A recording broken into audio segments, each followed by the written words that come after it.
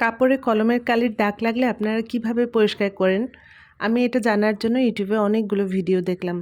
আমার ছেলে স্কুলে গেলে তারা শার্টের পেছনে কলমের কালির দাগ ভরে নিয়ে আসে। তো আজকে দেখলাম অনেকখানি কালি লাগিয়ে নিয়ে এসেছে।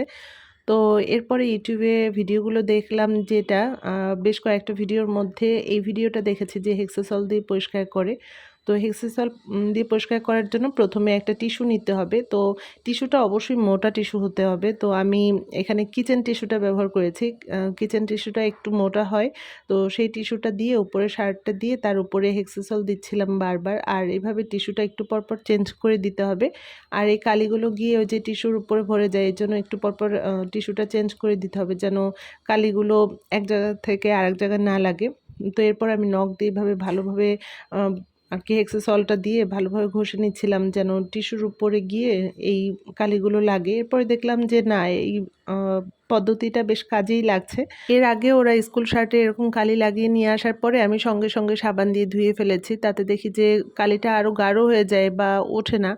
আম তো এইভাবে আগে ১ম এ না ধুয়ে হেক্সাসল দিয়ে এভাবে পরিষ্কার করে তারপরে ধুয়ে নিলে এটা একদম হালকা হয়ে যায়, ততটা বোঝা যায় না।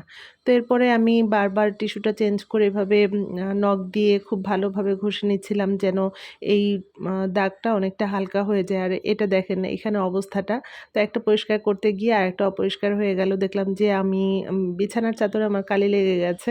আপনারা যদি কেউ কলমের কালির দাগ ওঠানোর জন্য এই পদ্ধতিটা ব্যবহার করেন, অবশ্যই নিচে একটা একদম পরিষ্কার হোয়াইট কালারের পলি কাগজ রেখে নেবেন। তার উপরে টিস্যুটা দিবেন। তাহলে আর নিচে লাগার ভয় থাকবে না।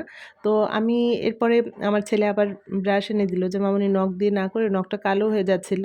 তো নখ দিয়ে না করে ব্রাশটা দিয়ে পরিষ্কার করো।" ব্রাশ দিয়ে আমি বারবার এইভাবে টিস্যুর উপরে হেক্সাসল শার্টের উপরে হেক্সাসল দিচ্ছিলাম আর টিস্যুটা চেঞ্জ করে দিচ্ছিলাম।